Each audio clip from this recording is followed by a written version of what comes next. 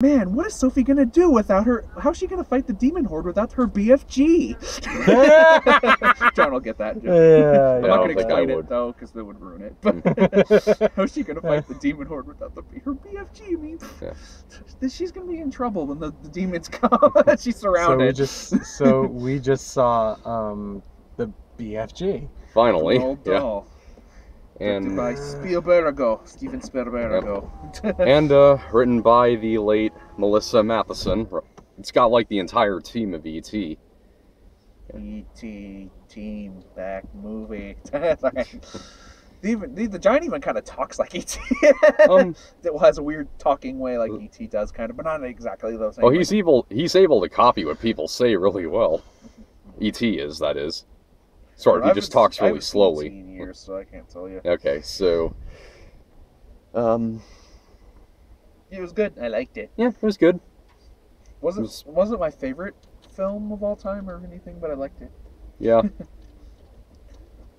I would probably say it's one of the lesser of Spielberg's films, but... It's also probably not even like my favorite Roald Dahl film. I personally just like Fantastic Mr. Fox. The other ones from him are okay. Yeah.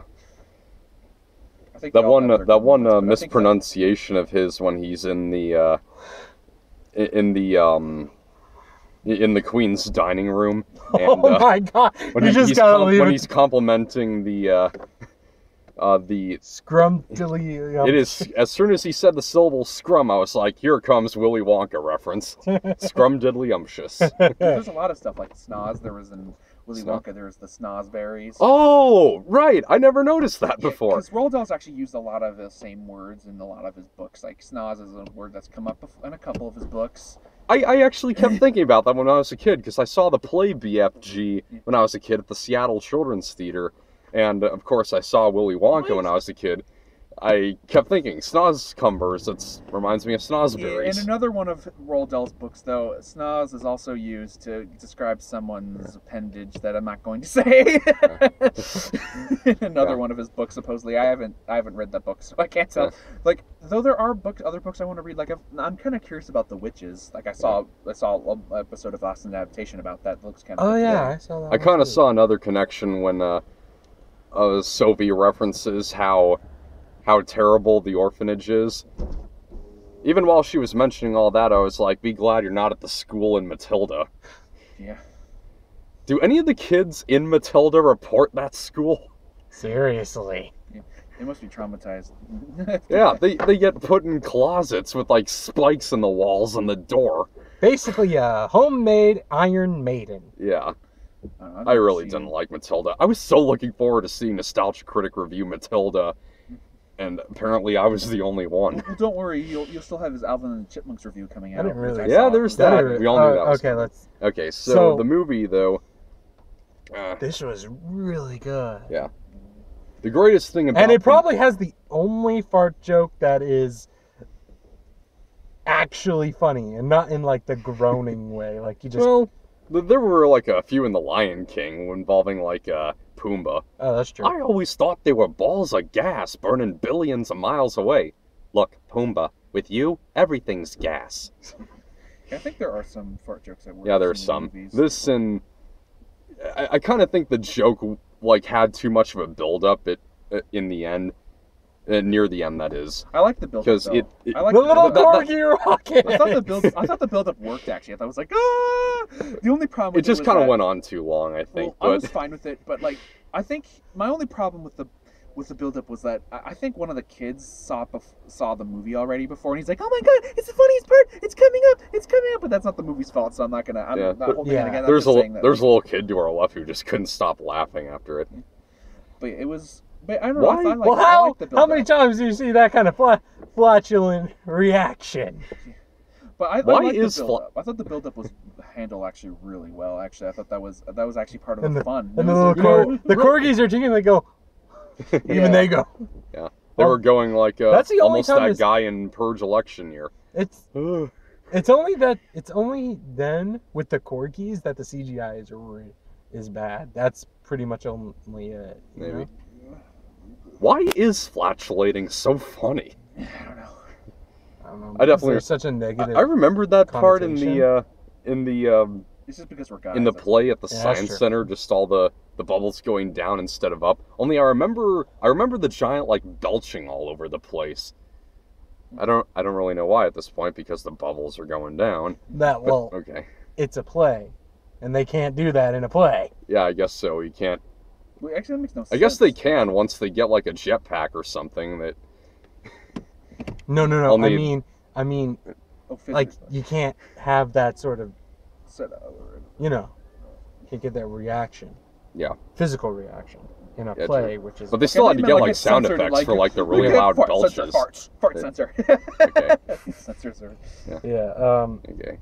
So. farting inappropriate for children. Yeah, it's kind of- All right, so I think the best thing about this movie is the performance capture with Mark Rylance as the giant. Like Well, whenever the acting, he like Sophie, the girl plays Yeah, and- Sophie's really good. and the Yeah. acting, yeah, the girl's really good. And Mark Rylance is great too. Yeah, I haven't seen Whenever- such a good like performance by a little girl since like The Nice Guys, with the daughter in that. I Oh, liked yeah. her. Yeah. I By have the to way, say. she's gonna be who?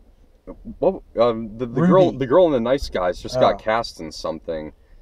I can't remember what it was, but all right. And so yeah, whenever the giant like stretches out her hand to pick her up, Yes. I was like, that is a Yes. real giant human hand. Yeah. That's Well, I'm somebody who can usually, like, when people go, oh my god, I couldn't see that it was fake at all, like, usually I'm like, I can see it, but not in a bad way, it's fine, I'm just like, I'm over it, like, it's Yeah. not something that bugs me so much, but it's just that, like, I remember in Blockbuster Buster when he talked about, when his review of Ant-Man, he mentioned the beginning with Michael Douglas where he looks really young and he's like, wow, it looks so real. I'm like, no, it doesn't. It looks fake. It's like, I could see that it was like completely CG'd. Like that's something that bugged me though because I was like, what really weird. But like the CG, even though I could tell it wasn't real, I was still like, There was only one point though where when the giant was like when the big friendly giant came home and the evil giant kind of saw him. That was the one part I'm like, that looked kind of real there for a second. Which is weird because usually when they zoom in, that's actually when it looks the fakest because they're zooming in. But they actually did a pretty good job with that, I felt. So this movie does have like a really great dreamlike kind of atmosphere that harkens back to nostalgic classics like Neverending Story. I have to say, I actually kind of thought of that more than E.T. the part with the dream, the in Dream Country is probably the most beautiful looking in this. Yeah, Mm, Like, yeah. ma, that was beautiful. that's just It was breathtaking. I kind of wish they had Remind me of showed- Battleborn. Too I- much colors. I actually remember in the play though they actually showed a few more of the dreams. I can't remember exactly what happened in them. I just remember how funny they were. Yeah, this one they only showed the one. That Only I thought the was one, meh. yeah. So that was okay. Though I'm just glad they didn't show the father's dream because I'm pretty sure he was probably thinking of something not so nice, like not as child friendly as that kid. Yeah.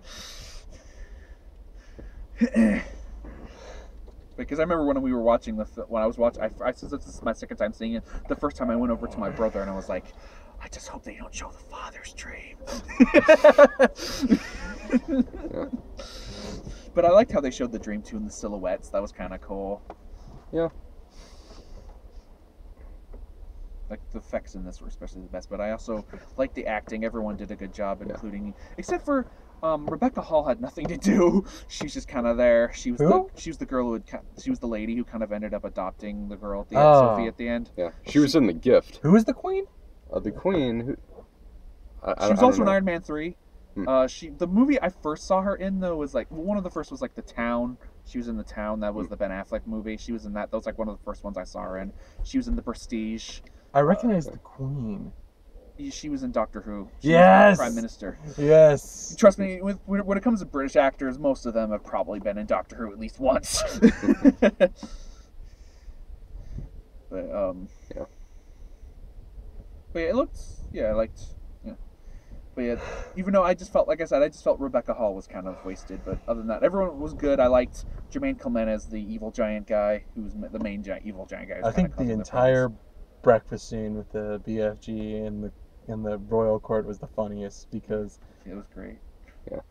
I liked that scene. I just kind of thought was drawn out a bit. I didn't feel that way at all. No, thought I it was didn't. Fine. The only like, I mean, though I could see why some people might not like it because it kind of the story there isn't like that's where the story kind of stops a little bit. But it does continue in a bit because the giant does show them before they fart or whatever. He shows them where giant country is or whatever. So, but it's just that because well, it's because it's early in the morning and they need to have breakfast first or whatever. That's a thing or whatever. But yeah. I could just imagine the kitchen. I could just imagine the kitchen staff without saying it's like, they want how much? Yeah. Also forgot about Mr. Tibbs as well, the guy who was in charge of the guard. He's another British actor. I know him pretty well. He was in like Hot Fuzz, and I think he was in all the Edgar Wright comedies.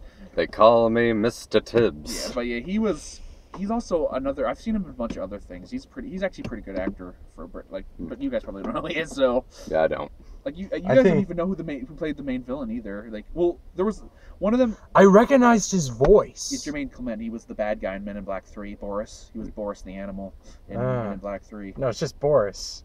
No, that's his full. Like that's the name he got was Boris the animal or whatever that he finds insulting, and he finds it insulting whenever people call him it. I know I've seen the movie like a billion times, so. Boris. I know his name is Boris, but like he got tagged Boris the animal or whatever. Yeah, well, just because he gets tagged with it doesn't mean it's actually that. I know, but that's just what people call him. Whatever. So, yeah. Like, I mean, if you look it up, like, and whatever, they just call him Boris the Animal or whatever. But yeah. But it was, but I liked him as the villain. I thought he was funny. He's pretty good. He's a pretty good guy. He's a mostly comedy stuff. Like he's in a comedy music group called Flight of the Conchords, which is pretty good.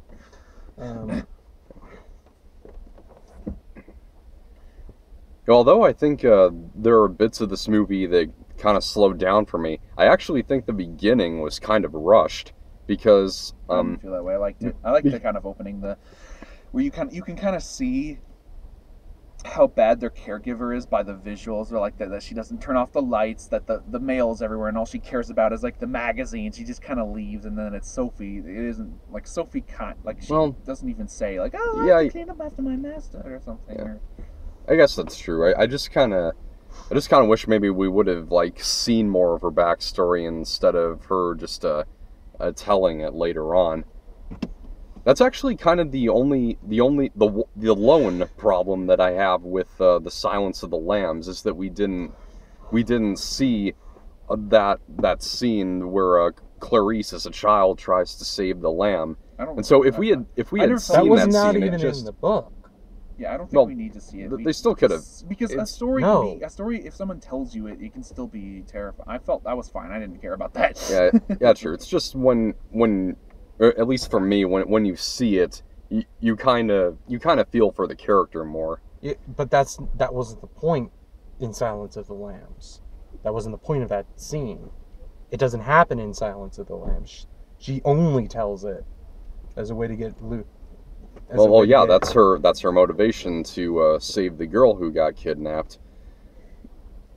And so I'm just saying, if we had really seen what she had experienced, we're not getting into. Right. We're not talking about Silence of the Lambs. All right, still a great movie though. Silence of the Lambs is still a masterpiece. After the review, which I own, by the way. Yeah. Silence of the Lambs. Yeah. Though right. I'm with just one more thing about it. I'm with Nostalgia Critic. I prefer Red Dragon over Silence of the Lambs, but it's still a good movie. But I don't own that one. I just prefer Red Dragon over Hannibal. Yeah. But yeah, Red Dragon, that's like the only good Brett Ratner film. That's his only good film. Well, except for, I do kind of like the first two Rush Hours, just the first two. After that, like, third one's meh. Alright, so... The direction by Spielberg's great, of course. Oh, yeah.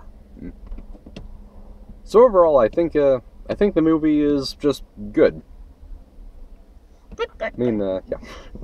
Yeah, it is. Oh, good. I really like this one. I was quitting Marge. Okay, so let's get to the final grades thoughts. Yeah.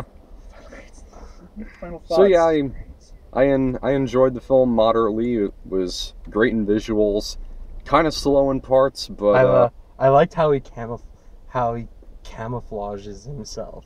Yeah, true. Was he able to do that in like every night that he's dropped by though? He doesn't get caught once. Yeah. All right. Well. I mean, that would explain how he gets around. They don't like he apparently he's been as old as the Earth itself, according to him. So all those nights have gone by, and he's been giving kids dreams, and he's never seen.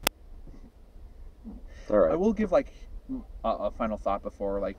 Have you haven't graded it yet, right? I just want to give a final thought. Oh yeah, okay. That this is definitely one of the better like Roald Dahl films, because I haven't actually been a big fan of most of the not films anyways. I don't know about books, but like I liked Fantastic Mr. Fox. I thought Willy Wonka was all right.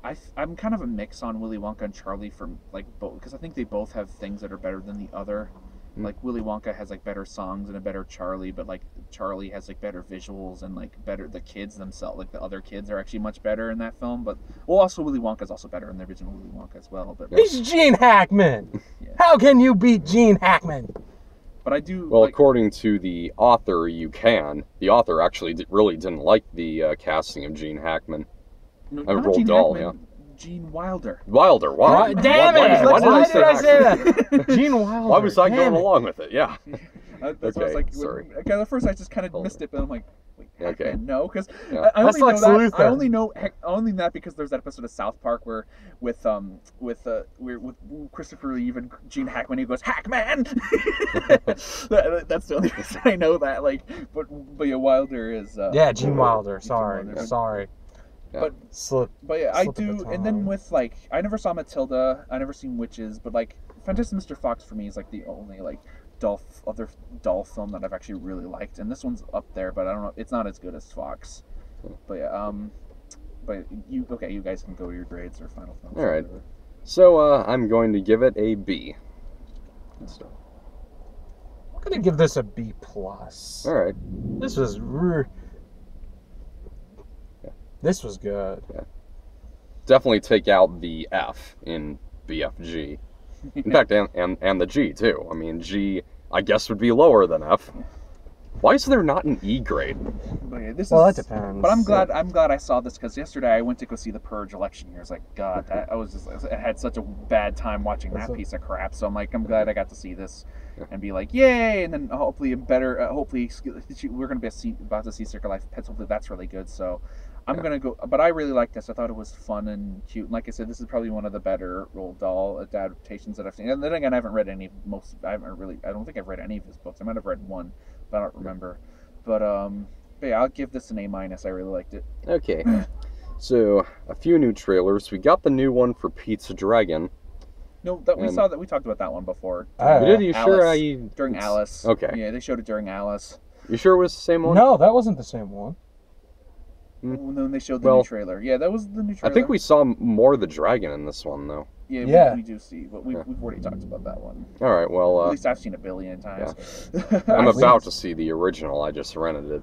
I saw the original when I went to daycare. We used to watch there were a lot of films we would watch there, and Pete's Dragon. We watched Pete's Dragon a couple times.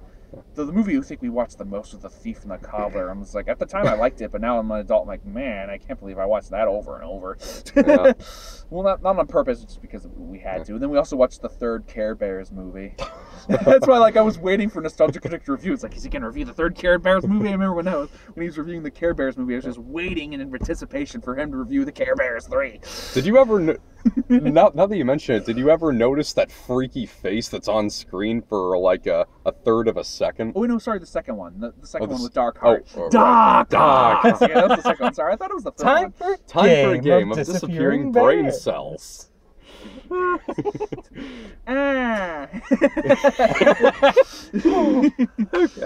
But yeah, Pete's Dragon. I like the original Pete's Dragon. Though I just to warn you, there is some like religious, like, because it's based on back in the day when all schools were like religious schools or whatever. So there's a scene where a nun beats the crap out of him because he misbehaves or whatever. Yeah. So there is kind of like Sing Street.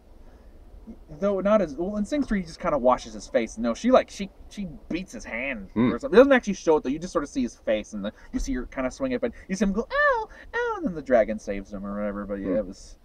Not saying it's probably not insulting, but I'm just saying it might. But I don't know if it might bug you or not. Yeah, I acknowledge when there's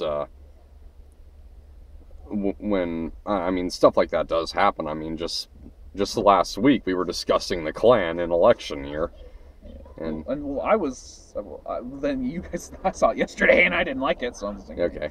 So we also got one for that worst years of my life movie. The high school, middle school, I don't like it. When it started out, I was like, okay, we're getting a movie adaptation of McGee and Me. Yeah, I didn't like it though so much. Just it looks kind of of childhood pranky thing. I don't like that. Kind of like the movie versions of Diary of a Wimpy Kid. Although the second Diary of Wimpy Kid I actually thought was pretty funny. Roderick Rules. The other two don't like very much. Yeah, I heard the first one's really bad, but but yeah, Diary. But not like that because it's not. Because that wasn't high school, that wasn't kids shenanigans so much, was it? Or I don't know, I haven't seen it. I didn't see it because I heard it was really bad, but that is kind of what it is. Yeah. But yeah, it just I don't know. I don't. And then the whole no high school, no middle schools like this. There's no middle school trying to crush your creativity anymore. Like yeah, I know that idea that there's like a school or something that doesn't allow imagination or creativity, that's been done to death. Yeah, especially because that's not realistic anymore. No, you'll never go middle schools nowadays. They want you to be creative, not creative. They want you to be creative nowadays. It's not. There's no like when I was in middle school, everyone's like, "Why didn't you build a thing or whatever?" No one was like, "Hey, is that a drawing?" Not in this class, boy. Yeah. Just like I don't know. It just looks really dumb, and the jokes were bad. Like like the messing with his video. It's like my butt or something. I like my butt or something. That's just really stupid. Makes me think of that one episode of Phineas and Ferb where Perry the Platypus has a dream about Candace having a dream that Phineas and Ferb get busted and they get sent to like a school or something that makes them think inside of the box. Which is weird because BFG had a whole thing where he kept giving people dreams. So we were like an Inception. They're trying to go into people's minds and give them ideas. But so it's giant BFG Inception. Yeah, they actually do say in the BFG when Sophie comments, she's like, the dreams are so quick. She's like, they're quick outside, but inside they're long. Yeah, that's actually true. You ever have a dream that you felt like was an hour and then like right after falling asleep the dream starts and you feel like you're in there for an hour and then you wake up and only like 10 minutes have gone by? Yeah. Yeah, that's happened to me. Usually in the morning when I for some reason wake up at like maybe 5 a.m. So is there any other trailers that we didn't There was one more. Trolls. Nope. I was not a fan of the dolls, and this is much like Illumination Sing, which I'm not sure. I don't think it looks that bad. I don't think Sing looks that bad. I mean, the only parts I don't like of Sing are just the parts where they're singing like popular songs, like when he's like doing singing competition, they're playing like when they sing Anaconda. That wasn't funny. For some reason they played it in every trailer because there's a new Sing trailer they just released that we didn't see. They'll probably play it. It'll probably be before like Pets, it just like. The only part I liked about that trailer, was the last part. That's it. Yeah. But whether that part was fun. But whether it's going to be good or bad, you can't. I don't know whether to judge that on the. The thing I thought the jokes were bad in the Sing trailer, most of the jokes, but I liked the actual what the story kind of looked interesting in a way, like the whole I don't know, not all of it, not the part with the gorilla. I thought that was kind of cliche, but I thought I also did like the piano part. I guess that was pretty bad. I don't know, I thought that was fun. I like that lizard lady from what I've seen from her in the trailer. She looks really funny. Yeah. Trolls though, just actually, there was one the part where they're singing, the part when the crocodile sings the Humpty dance. That was great. that was funny. But But yeah, Trolls looks okay. I like the animation though. Like the animation looks great. I suppose it just hardly looks like anything of substance. I think there were some jokes, like the cupcake thing was cute. But But the cast, I mean. I like the cast. And I like Timberlake. And it is from DreamWorks, so. Yeah. Although recently they brought out Home, and I didn't like that. Well, but they also, what was their last film? It wasn't Kung Fu Panda 3. Yeah, Kung Fu Panda 3 was really good though. That's true. Yeah. So, I mean, they have done mostly great stuff between like Shrek and Yeah, but Home was also written by a lot of like TV like people, like the writers for that were TV writers or whatever. That's Yeah. true. But I don't know. I do think there were some things I liked about it, though. It seems like they're advertising, and there were some good jokes, like in it, like the cupcake scene, the part where he burns the guitar. Though I'd rather see, I think the Trolls trailer like a billion times over. Well, the first Troll trailer, the first teaser for Trolls was awful. Like it's way worse than this one. But I would see this one way more times over the. I'm trying to remember the trailer I'm thinking of that I did not for Ice Age. I do not like the Ice Age trailer. I don't think there's like a single thing funny in it anymore. Yeah. Like I just even like my mom saw it and she just did not like it. The new Ice Age movie trailer. It's bad, I think Vanellope von Schweetz has already exhausted pretty much every duty joke now. Yeah. Vanellope von Schweetz from Wreck-It Ralph. Yeah. Yeah, just it's just that I've seen so many times in so many TV shows and movies. The duty. Yeah. It's just like, but so I'd rather see like Trolls, and that's like there were some good jokes, but other than that, I wasn't crazy about it. Like the story didn't seem all that great to me, and though I do think most of the animation's good, like the backgrounds and some of the other stuff, some of the character models aren't very good. Like especially for the evil creatures that are I think they're called the Boggins or something like that. Like I thought they looked bad, but like everything I thought the actual aesthetic like of the fuzz and everything looked really good. And like the troll fuzz and all this other cool stuff. Yeah. And there's some I like the little storybook thing that was kind of cute too, but yeah, it was. Oh, and I forgot, there actually is one good thing I did like about the middle school thing, and that was the animation stuff. That was really cool. From the middle school, worst years of my life thing. But yeah, I'm a maybe on Trolls. Yeah, I guess I'm just slightly below maybe on Trolls. Yeah, I'm right there with you. Alright. Nothing really appeals. Except for the cast. Yeah, except nothing for the cast. really appealed Anna Kendrick, to me. Justin Timberlake, James Gordon. James Gordon, I can't pronounce his name. He's Corbin. Yeah. He has a show now, the Late Late Show with James. But he was the thing I saw him in. Like the first thing I saw him was Doctor Who, then Gulliver's Travels, which wasn't that good. But then Into the Woods and stuff. And he's really good in like stuff like that. And there was a movie where he's like wanted to be like an opera singer that looked pretty good. All right. So I think that's it right now. We've got an hour 15 before Secret Life of Pets. So. Unless you guys want to talk about the Maui trailer again. Yeah, we talked about that already. And there's not much to actually talk about in that one. Also, since I wasn't with you for your election year review, I did want to talk about the new Lights Out trailer because I wasn't there, and that I don't like it at all.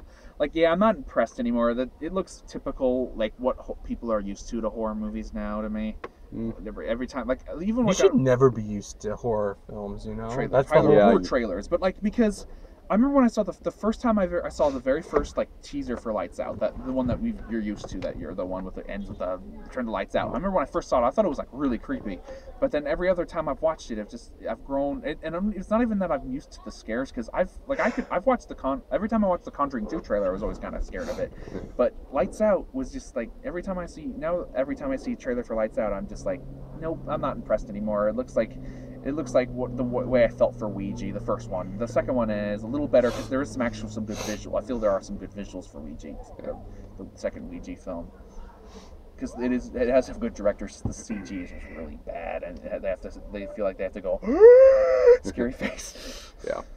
All right. So. Yeah, I'm a maybe on. I'm a maybe now on Lights Out when I was a yes probably earlier. Okay. Well, are we done then? Pretty much. Okay, so rock out, poodle!